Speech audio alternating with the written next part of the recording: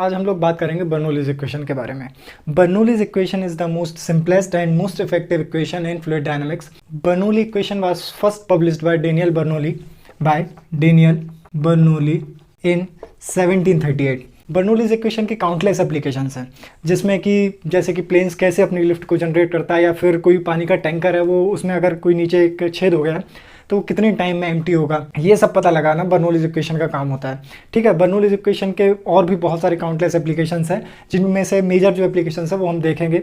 Bernoulli's equation gives relation between pressure, velocity and elevation of a flowing fluid. ठीक है, कोई भी pipe या कहीं भी अगर कोई फ्लूइड फ्लो हो रहा है तो उस फ्लूइड की वेलोसिटी, उसका प्रेशर और उसका क्या एलिवेशन है, जो भी हमने रेफरेंस पॉइंट लिया है, इन तीनों के बीच में एक रिलेशनशिप देता है। तो वो क्या रिलेशनशिप है, उस रिलेशन को हम देखते हैं। तो बर्नौलीज इक्वेशन को देखते हैं। सबसे पहले वो क्या है, pressure plus half of rho V square plus rho G H equal to constant. और ये वैलिड किसके लिए, केवल along a streamline. Streamline क्या होती है, कोई अगर फ्लूइड फ्लो हो रहा है पाइप में मान लेते हैं, तो उस फ्लूइड के एक पार्टिकल जो भी पाथ को ट्रेस करता है उसी को हम स्ट्रीम लाइन कहते हैं। तो ये जो बर्नौलीज इक्वेशन है ये वैलिड होती है किसमें, अलोंग ए स्ट्रीम लाइन। ठीक है, इन तीनों जो टर्म्स हैं बर्नौलीज इक्वेशन को, इनको इंडिविजुअली स्टडी करते हैं। तो इसमें सबसे पहली जो टर्म है वो है प्रेशर P, सेकेंड टर्म है half of rho V square और थर्ड टर्म है रो जी एच। इसमें ये जो फर्स्ट टर्म है प्रेशर P, इसको कहते हैं हम स्टैटिक प्रेशर, और ये जो half of rho V square है इसको कहते हैं हम डायनेमिक प्रेशर, और जो थर्ड टर्म है रो जी एच इसको कहते हैं हम हाइड्रोस्टैटिक प्रेशर। तो ये तीनों टर्म्स हमें पता चल गई कि ये जो प्रेशर जो है वो होता है static pressure, half of rho V square होता है डायनेमिक प्रेशर, और जो रो जी एच है इसे कहते हैं हम हाइड्रोस्टैटिक प्रेशर। अब ये जो इक्वेशन है, इस इक्वेशन को हम तीन फॉर्म में लिख सकते हैं। सबसे पहला एनर्जी के फॉर्म में, दूसरा हेड के फॉर्म में, और तीसरा प्रेशर के फॉर्म में। ये जो इक्वेशन अभी लिखी हुई है ये इक्वेशन है अभी हमारी प्रेशर फॉर्म में, इसे कहते हैं हम प्रेशर फॉर्म। अब दूसरा इसको हम एनर्जी के फॉर्म में अगर लिखें तो एनर्जी के फॉर्म में ये इक्वेशन क्या होगी, प्रेशर P अगर मैं इसमें डेंसिटी से डिवाइड कर दूं तो क्या हो जाएगा, pressure P by rho plus half of V square plus G H equal to constant. ठीक है, ये किस फॉर्म में हो जाएगी, ये हो जाएगी हमारी एनर्जी के फॉर्म में। और जो थर्ड है वो है प्रेशर हेड के फॉर्म में। तो प्रेशर हेड के फॉर्म में कैसे लिखेंगे, हम इसमें रो जी से डिवाइड कर देंगे, तो ये क्या हो जाएगा, pressure P divided by rho G plus half of V square by G plus H equal to constant. ये किस फॉर्म में आ गया, हमारा हेड फॉर्म में। तो ये जो तीनों इक्वेशन है तीनों इक्वेशन, बट इनको एक एनर्जी के फॉर्म में, दूसरी प्रेशर के फॉर्म में और तीसरी हेड के फॉर्म में। ये हमारी है बर्नौलीज इक्वेशन। अब बर्नौलीज इक्वेशन के एप्लीकेशन के बारे में बात करते हैं। फॉर एग्जांपल मान लेते हैं कि कोई एक पाइप है जिसमें कि फ्लूइड का फ्लो हो रहा है, और ये एक कन्वर्जिंग पाइप है। ठीक है, अब इस पाइप में कोई फ्लूइड फ्लो हो रहा है तो इसकी एक स्ट्रीम लाइन मैंने कंसीडर की है फ्लूइड पार्टिकल की, उसमें 2 पॉइंट्स में मैं बर्नौलीज इक्वेशन को अप्लाई करता हूँ। ठीक है, ये मेरा पॉइंट 1 है और ये मेरा पॉइंट 2 है। ठीक है, अलोंग ए स्ट्रीम लाइन, ये हॉरिजॉन्टल पाइप है, इसमें ये 1 और 2 जो मैंने पॉइंट कंसीडर किए हैं, इनके जो एलिवेशन है वो लगभग सेम है, इनमें कोई भी ज़्यादा मेजर डिफरेंस नहीं है। तो अगर मैं इस पाइप के फ्लो के अलोंग में मैं अगर बर्नौलीज इक्वेशन अप्लाई करता हूँ तो वो कैसे होगी, पॉइंट 1 और पॉइंट 2 पे। पॉइंट 1 के लिए क्या होगा, मेरा प्रेशर मान लेता हूँ मैं P1 है, प्लस रो जी एच 1 इसका एलिवेशन है, plus half of rho V one square यहाँ पे इसकी वेलोसिटी है। ठीक है, और ये जो फ्लूइड है ये इनकम्प्रेसिबल फ्लूइड है, यानी कि इसकी जो डेंसिटी है वो चेंज नहीं हो रही है, डेंसिटी कांस्टेंट है। अब पॉइंट 2 के लिए क्या लिखूंगा मैं, यहाँ का प्रेशर मान लेता हूँ P2 है, प्लस रो जी एच 2 इसका elevation, plus half of rho V two square यहाँ की वेलोसिटी है। ठीक है, अब यहाँ पे मैंने बोला था कि 1 और 2 पॉइंट का जो एलिवेशन है वो लगभग सेम है, तो ये हमारा दोनों क्या हो जाएंगे, ये कैंसिल हो जाएंगे। अब यहाँ पे अगर मैं प्रेशर डिफरेंस देखूँ तो यहाँ का प्रेशर क्या हो जाएगा, P1 माइनस P2। ठीक है, ये बराबर हो जाएगा half of rho into V two square minus V1 square. ठीक है, ये मुझे इक्वेशन मिल जाएगी यहाँ पे। अब अगर मैं कंटिन्यूटी इक्वेशन लिखूँ तो मेरी कंटिन्यूटी इक्वेशन क्या होती है, M1 मास फ्लो रेट बराबर M2। ठीक है, मास फ्लो रेट बराबर होता है, मास फ्लो रेट क्या होगा, रो A1 इंटू V1 बराबर रो A2 इंटू V2। यहाँ पे डेंसिटी हमारी सेम है तो डेंसिटी कैंसिल हो जाएगी। यहाँ पे A1 और V1 क्या है, यहाँ पे A1 है हमारा एरिया और V1 है वेलोसिटी। ठीक है, तो यहाँ से मैं V2 निकाल सकता हूँ, इस पॉइंट की वेलोसिटी। इस पॉइंट अगर मुझे A1 यहाँ की वेलोसिटी पता है तो यहाँ की वेलोसिटी मैं कंटिन्यूटी इक्वेशन से निकाल सकता हूँ। वो क्या होगी, V2 बराबर होगा मेरा A1 V1 बाय A2। अब यहाँ पे मुझे पता है कि इस पाइप, ये जो मेरा कन्वर्जिंग पाइप है, तो यहाँ पे जो एरिया पॉइंट 1 का एरिया है वो बड़ा है पॉइंट 2 के एरिया से, यानी कि A1 is greater than A2।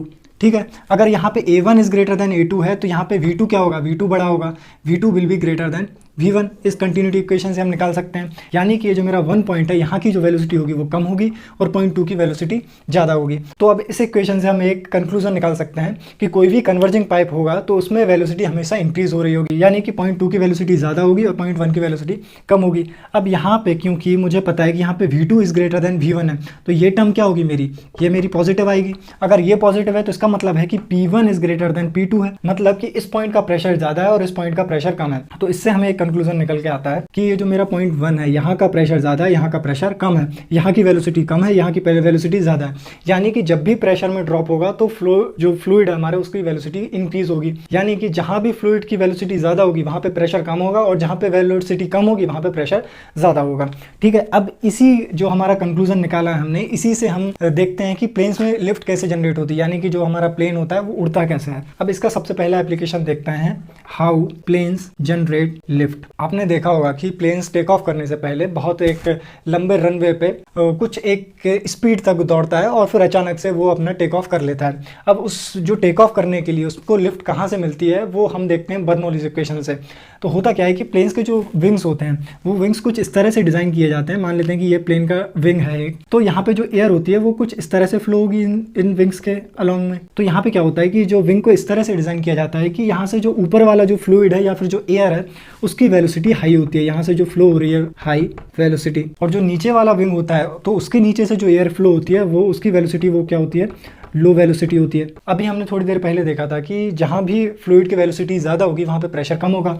अब यहाँ पे अगर हाई वेलोसिटी है तो ये वाला जो पूरा का पूरा जो एरिया हो जाएगा ये हो जाएगा लो प्रेशर जोन। ठीक है, और जो इसके विंग के जो नीचे वाला एरिया होगा ये क्या हो जाएगा मेरा, हाई प्रेशर जोन। अब हमें पता है कि कोई भी अगर सब्सटेंस है, कोई भी ऑब्जेक्ट है, अगर एक तरफ लो प्रेशर और एक तरफ हाई प्रेशर है तो वो ऑब्जेक्ट हाई प्रेशर से लो प्रेशर की ओर जाता है। तो अगर यहाँ पे प्रेशर, उसके विंग के ऊपर प्रेशर कम है, नीचे प्रेशर ज़्यादा है, तो ये क्या करेगा, एक लिफ्ट को जनरेट करेगा। यहाँ पे लिफ्ट ऊपर की तरफ जनरेट होगी तो ये प्लेन क्या होगा हमारा, ऊपर की ओर लिफ्ट हो जाएगा, ऊपर की ओर उड़ने लगेगा। तो यही सेम प्रिंसिपल अप्लाई होता है बर्नौलीज इक्वेशन का प्लेन्स में जो लिफ्ट जनरेट होती है उसमें। ठीक है, अब इसका एक और एप्लीकेशन देखते हैं। मान लेते हैं कि कोई भी पाइप है, उसमें अगर फ्लो हो रहा है फ्लूइड का, उस फ्लो रेट हमें निकालना है, फ्लो रेट निकालना है उस पाइप में कि फ्लूइड किस रेट से फ्लो हो रहा है, तो वो भी हम इस बर्नौलीज इक्वेशन से निकाल सकते हैं। और उसके लिए हमें पाइप में थोड़ा सा मॉडिफिकेशन करना पड़ेगा जिसे हम कहते हैं वेंचुरीमीटर। वेंचुरीमीटर लगाना पड़ेगा। वेंचुरीमीटर अलग से कोई एक मतलब डिवाइस नहीं होती है, ये पाइप के ही जो क्रॉस सेक्शन होता है उसी को थोड़ा सा मॉडिफाई करके हम बनाते हैं। तो कैसे बनाते हैं, मान लेते हैं कि ये कोई पाइप है, इसमें फ्लूइड का फ्लो हो रहा है। ठीक है, अब मुझे मेज़र करना है कि इस पाइप में फ्लूइड का जो रेट है वो किस फ्लो रेट से हो रहा है। तो मैं क्या करूँगा, इसको मैं कुछ इस तरह से मॉडिफाई कर दूंगा पाइप को कि मैंने यहाँ पे एक कन्वर्जिंग सेक्शन ले लिया और यहाँ पे ये कुछ इस तरह से डाइवर्जिंग सेक्शन ले लिया और ये मेरा पाइप सेम है। अब यहाँ पे मैंने दो प्रेशर मेजरिंग डिवाइसेस लगा दी। इस पॉइंट पे लगा दिया एक प्रेशर मेजरिंग डिवाइस और एक इस पॉइंट पे लगा दिया। ठीक है, ये दोनों क्या है, प्रेशर मेजरिंग डिवाइस। अब मुझे यहाँ दोनों जगह का प्रेशर पता चल गया, यहाँ का प्रेशर P1 है और यहाँ का प्रेशर P2 है। ठीक है, P1 और P2 मुझे पता चल गया। अब अगर मैं पॉइंट 1 और ये इसको पॉइंट 1 ले लेता हूँ और इसको पॉइंट 2 ले लेता हूँ, तो पॉइंट 1 और पॉइंट 2 पे अगर मैं बर्नौलीज इक्वेशन लगाऊं अलोंग ए स्ट्रीम लाइन, कोई भी एक स्ट्रीम लाइन है, तो क्या होगी मेरी प्रेशर का, अभी हमने थोड़ी देर पहले इक्वेशन देखी थी, तो क्या था, प्रेशर में जो ड्रॉप होगा P1 माइनस P2 वो बराबर होगा half of rho into V2 square minus V1 square. अब यहाँ से मुझे पता था कि A1 V1 बराबर होता है A2 V2 के, तो यहाँ से V2 निकाल सकता हूँ मैं, वो क्या होगा मेरा A1 V1 divided by A2। यहाँ से मैं V2 निकाल सकता हूँ। अब यहाँ से मैं V2 कॉमन ले लूँ तो ये हो जाएगा मेरा half of row V1 square, और यहाँ पे V2 की जगह मैं क्या लिख सकता हूँ, A1 square by A1 by A2 का स्क्वायर माइनस 1। तो यहाँ पे मैं कुछ इस तरह से इसको लिख सकता हूँ। ठीक है, तो यहाँ से मेरा जो प्रेशर का ड्रॉप आ गया P1 माइनस P2 का। अब यहाँ पे मुझे सारी की सारी चीज़ें पता है। यहाँ पे देखिए क्रॉस सेक्शन, क्योंकि मैंने ही इसको मॉडिफाई किया है तो मुझे यहाँ का भी एरिया पता है और यहाँ का भी एरिया पता है, तो ये टर्म मुझे पता है। प्रेशर मेजरिंग डिवाइसेज लगा ही रखी है मैंने दोनों, तो P1 और P2 भी पता है। सिर्फ मुझे क्या नहीं पता, यहाँ का V1 स्टार्टिंग की जो V1 वेलोसिटी है यहाँ इस पॉइंट की, तो वो मुझे नहीं पता है। तो यहाँ से मैं V1 निकाल लूँगा वेलोसिटी। जैसे ही V1 निकाला तो यहाँ से फ्लो रेट क्या निकाल लूँगा मैं, A1 into V1 flow rate आ जाएगा मेरा। तो यहाँ से मेरी वेलोसिटी आ गई, V1 आ गई, तो यहाँ से मैं फ्लो रेट निकाल दूंगा सिंपली इसमें एरिया का मल्टीप्लाई करके। ठीक है, तो ये मेरा आ गया वेंचुरी मीटर, इसे कहते हैं हम वेंचुरी मीटर, और इसका यूज़ हम फ्लो रेट को मेजर करने के लिए करते हैं। वेंचुरी मीटर कोई एक डिवाइस नहीं होती है, बस पाइप के क्रॉस सेक्शन को कुछ इस तरह से मॉडिफाई कर देते हैं हम कि उसके क्रॉस सेक्शन को पता होता है हमें, सिर्फ सारी की सारी चीज़ें पता होता है और वेलोसिटी निकाल के हम फ्लो रेट निकाल देते हैं।